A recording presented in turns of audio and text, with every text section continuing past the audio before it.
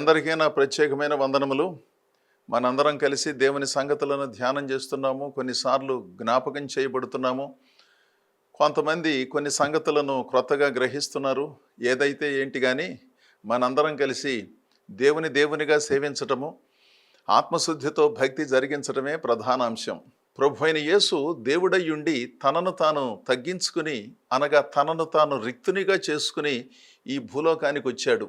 చాలామంది అవగాహనలో యేసుక్రీస్తు కేవలము 2000 సంవత్సరాల క్రితం వచ్చిన వాడే అని కొంతమంది సేవకులు వాక్యాలు చెప్పినప్పుడు, మాటలు విని కానీ లేదా బైబిలు చదివినప్పుడు కానీ ఒక అవగాహనకు వచ్చి మాట్లాడుతున్నారు. ఓ సంగతిని మనం గమనించాలి. యోహాను సువార్త 17వ అధ్యాయము 5వ వచనములో, తండ్రి, లోకము పుట్టక మునుపు నీ యొద్ద నాకు ఏ మహిమ ఉండెనో ఆ మహిమతో నన్నిప్పుడు నీ యొద్ద మహిమపరుచుము.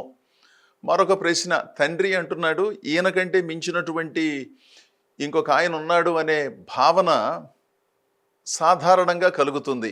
అంటే తండ్రి, కుమార, పరిశుద్ధాత్మలు దివ్యమైనటువంటి ప్రత్యక్షతలుగా మనం భావించాలి. అంటే ఒకే దేవుడు, సంపూర్ణమై ఉన్న దేవుడు ఆయా సమయాలలో, ఆయా సందర్భాలలో ప్రజలకు తనను కనపరుచుకునిన విధమని గ్రహించటం చాలా ప్రాముఖ్యం.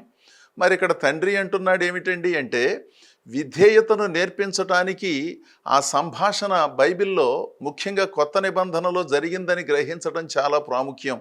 అంటే దేవుని ప్రజలమైన మనము దేవుని ఆలోచన లేకుండా ఏ పని చేయకూడదని, ఎంత కష్టం వచ్చినప్పటికీ, శిలువ మరణము వంటి పరిస్థితులు ఎదురైనప్పటికీ దేవుని చిత్తమును జరిగించటానికే దేవుని భక్తులు స్థిరముగా నిలిచి ఉండాలనే భావనను తన జీవితం ద్వారా మనకు తెలియజేసే సందర్భంలో ఆయన తండ్రి తండ్రి అని ప్రార్థించటం కానీ, ఆయన సహాయాన్ని కోరటం కానీ జరిగింది.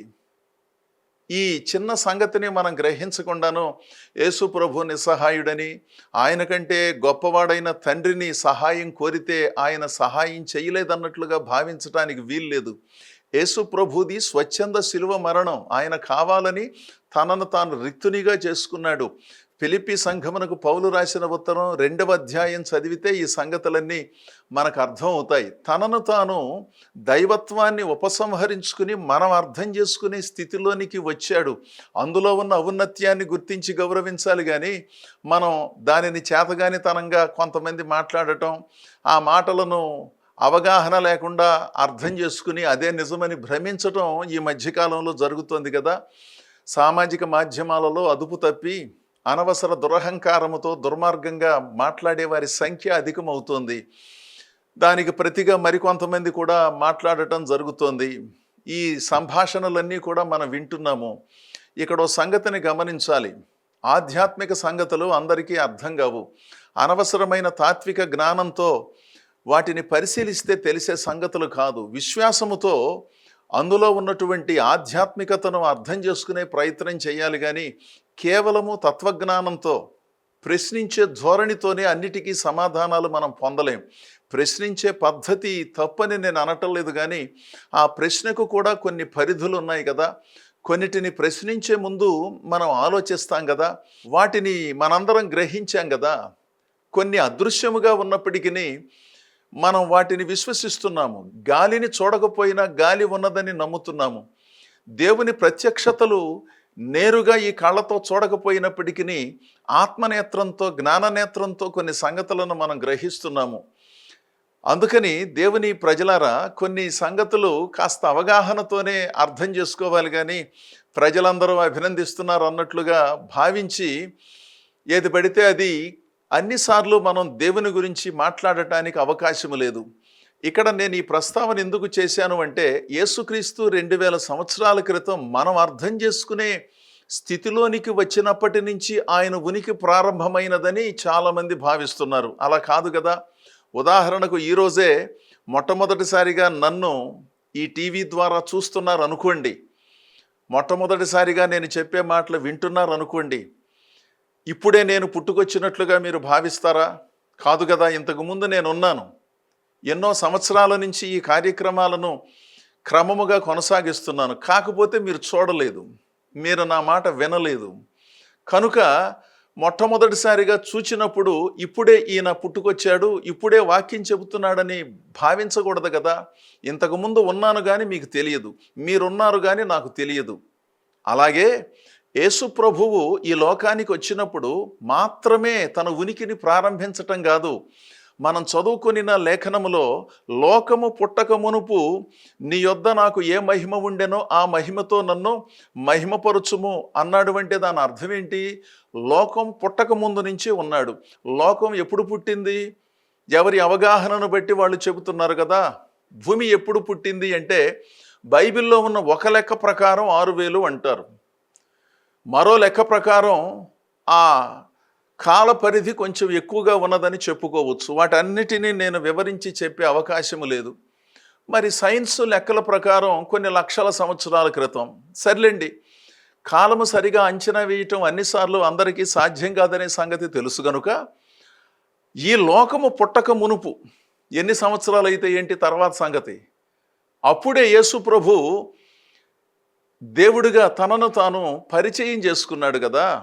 అలాంటప్పుడు 2000 సంవత్సరాల క్రితం యేసు ప్రభువు వచ్చాడని చెప్పే మాట సౌకర్యార్థమై మాట్లాడుకునే మాట కానీ అప్పుడే యేసు ప్రభువు దేవుని ఉనికి ప్రారంభమైందని భావించటానికి వీల్లేదు. ఈ సంగతిని మనందరం గ్రహించటం చాలా ప్రాముఖ్యం. ప్రభువు మనం అర్థం చేసుకునే స్థితిలోకి వచ్చి మనందరితో సంచరించి తనను తాను పరిచయం చేసుకున్నాడు. దానిని నిస్సహాయ స్థితిగా చేతగానితనంగా భావించడానికి వీల్లేదు కదా. మనకంటే గొప్పవాళ్ళు మన ఇంటికి వస్తే వాళ్ళ స్థాయి దిగజారిపోయిందని మనం భావిస్తామా? కాదు కదా. మనకంటే పెద్దవాళ్ళు, విద్యావంతులు, మరి ఆర్థికంగా ఉన్నత స్థితి కలిగిన వారు మన దగ్గరకు వచ్చి మనకు సహాయం చేసినప్పుడు మనం వాళ్ళను అభినందిస్తాం కదండి.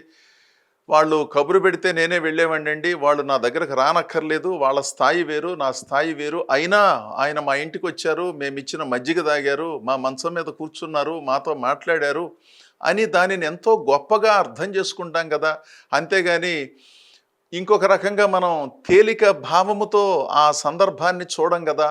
అలాగే భూమి ఆకాశములను సృష్టించిన దేవుడు ప్రజలు తనకు దూరమవుతూ ఉన్న సంగతిని గుర్తించి అవ్యాజమైన ప్రేమతో తిరిగి ప్రజలను తనలో పునరుద్ధరించుకోవాలనే భావనతో భక్తి సూత్రాలను వారికి అర్థమయ్యేటట్లుగా తన జీవితము ద్వారా తెలియచేయాలనే ఉద్దేశంతో ఆయన ఈ లోకానికి పరిశుద్ధుడుగా వచ్చాడు.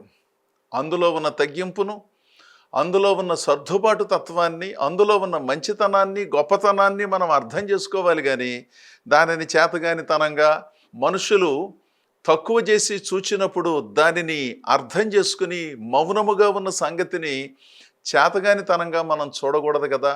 సామర్థ్యము అంటే అయిన దానికి కాని దానికి దాడి చేయటం సామర్థ్యం కలిగిన వాళ్ళ లక్షణమా? ప్రతి మాటకు పరుషంగా సమాధానం చెప్పటం సమర్థుల యొక్క లక్షణమా?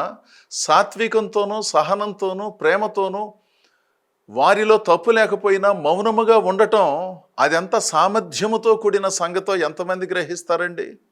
అంటే మాటగా మాట చెప్పటం, దెబ్బకు దెబ్బ వేయటం అది వీరోచితమైన కార్యక్రమం అని మనం భావిస్తున్నాం.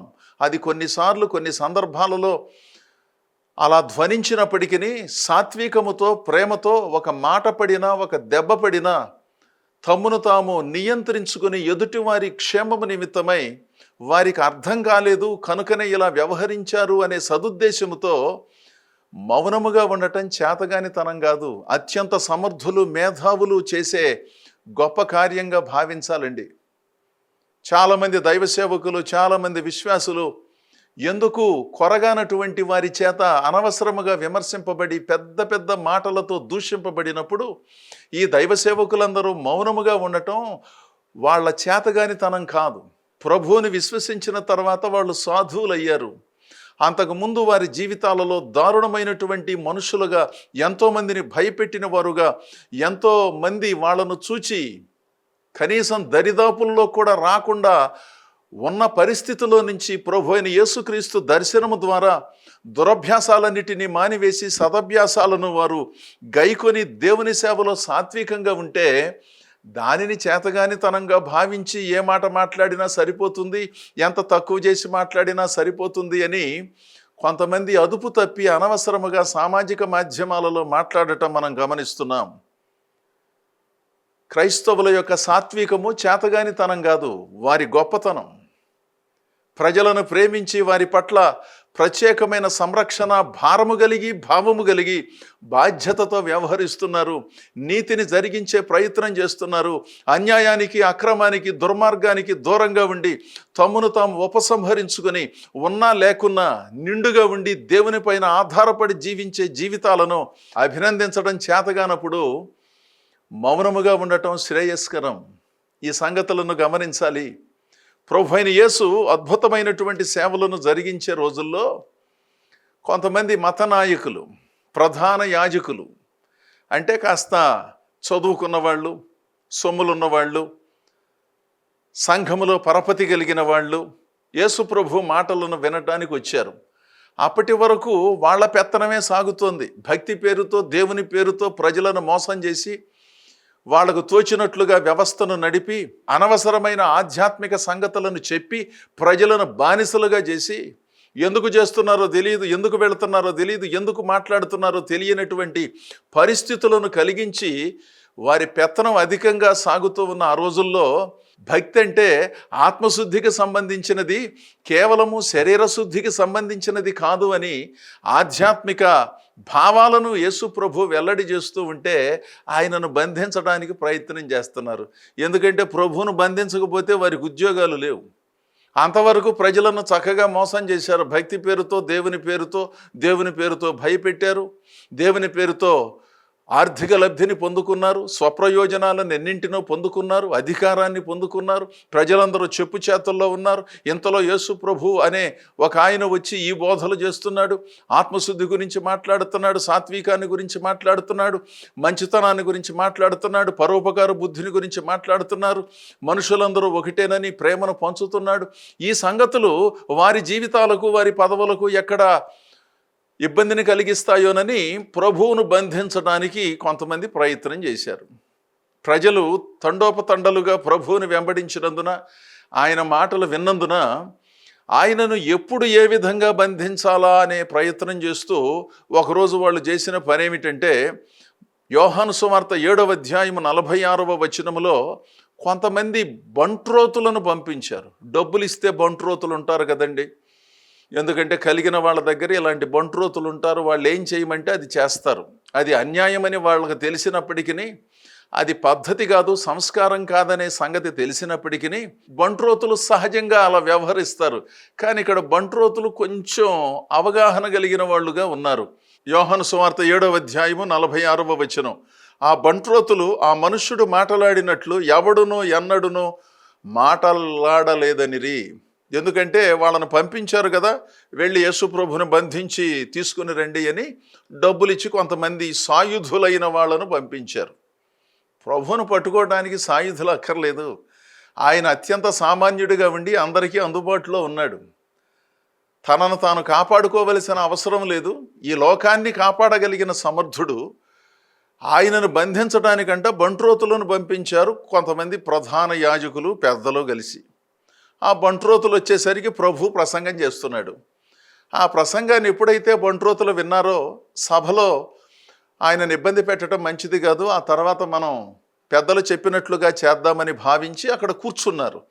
కూర్చున్నప్పుడు ప్రభువు చక్కగా బోధిస్తున్నాడు. దేవుని సంగతులను బోధిస్తున్నాడు, సమాజ ఉద్ధరణ కొరకు సరిపోయే సంగతులను బోధిస్తున్నాడు, ప్రేమను తెలియజేస్తున్నాడు. ఆ సంగతిని ఎప్పుడైతే వాళ్ళు విన్నారో ఆ బంట్రోతులు వచ్చిన పనిని మర్చిపోయారు. ఆ ప్రసంగాన్ని వింటూ అలాగే కూర్చున్నారు. కూర్చుని ప్రభువును బంధించకుండా మరలా తిరిగి వాళ్ళను పంపించిన వాళ్ళ దగ్గరకు వెళ్ళిపోయారు. వెళ్ళిన తర్వాత యేసు ప్రభువేడి, ఆయనను ఎందుకు తీసుకురాలేదు అన్నట్లుగా వాళ్ళు ప్రశ్నిస్తే, ఆ సంగతి తర్వాత చెప్తాం కానండి, మేము వెళ్ళేసరికి ఆయన ఆధ్యాత్మిక ఉపన్యాసం చేస్తున్నారు. ఆ మనుష్యుడు మాట్లాడినట్లు ఎవడు ఎన్నడూ ఎప్పుడూ మాట్లాడలేదండి. అంత గొప్ప ఉపన్యాసాన్ని అంత గొప్ప నిబద్ధతతో, అంత గొప్ప క్రమశిక్షణతో, అంత గొప్ప భాషతో, అంత గొప్ప భావముతో, అంత గొప్ప సౌందర్యంగా ఎవరు బోధించలేదండి అయ్యా. అందుకని మేము ఆయనను బంధించడానికి మాకు చేతులు రాలేదు, అనవసరంగా మాట్లాడటానికి నోళ్ళు కూడా రాలేదు, అందుకని వట్టి చేతులతో తిరిగి వచ్చేసాము అన్నారు. బంట్రోతులకు అర్థమైన సంగతి ఆనాటి ప్రధాన యాజకులకు అర్థం కాలేదా? బాగా చదువుకున్నారు, మేధావులు, పండితులు అని, ఆర్థిక స్థితిగతులు ఉన్నతంగా ఉన్నాయని భావించి ప్రపంచ జ్ఞానాన్ని పొందుకున్నాము అనుకునే చాలామందికి ఈ సంగతులు అర్థం కాలేదా? దేవుడు తన ప్రేమను పంచినప్పుడు, సహన గుణాన్ని నేర్పించినప్పుడు, పరోపకార బుద్ధిలో ప్రజలందరూ ఉండాలని కోరుకుంటూ ఆ అద్భుతమైనటువంటి ఆ సామరస్య వాతావరణముతో కూడిన బోధలను జరిగించినప్పుడు అభినందించవలసిన నోళ్ళు ఎందుకు అభిశంసించాయి?